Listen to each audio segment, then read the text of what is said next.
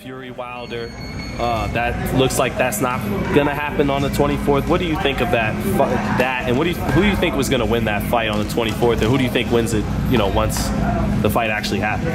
I'll be honest, I don't even fucking know. I really don't know anything about what that fight, who's gonna win, what that fight is, what that fight isn't. You know, it's like that's a very complicated fight because, like, I mean, I could easily go favor the puncher. I could favor Fury. You know, right. Fury did great the first fight and got knocked out and got back up. Like I mean, to me, it was a longer count. And then the second fight, Fury beat the fuck out of Wilder. So, like I said, it's just whatever fighter shows up that day. I don't know what. I really can't pick who to win that fight. You know.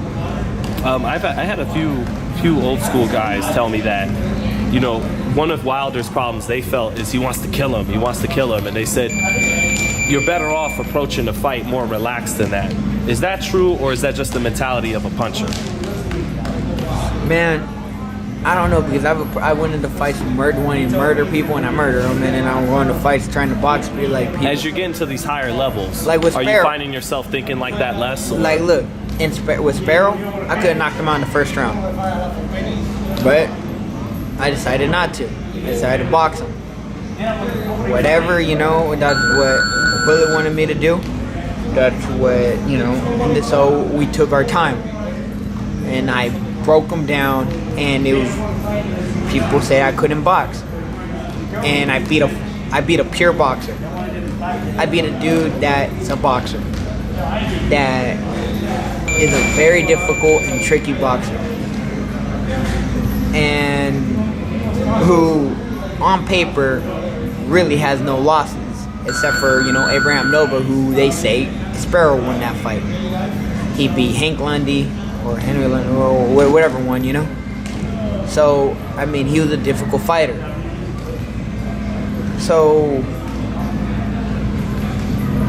I don't know. Sometimes you go into a fight like trying to kill somebody and it doesn't, you know, happen. Sometimes it does happen, you know. Like I said, it's just whatever's in front of you that day, you know. Have you read into? There's been a lot of talk of the mental warfare, the mental from both fighters. Have you read into anything? Any insights on what you see? On the mental of Tyson Fury and Wilder? Yeah. See any edge there for either guy, or just anything you notice?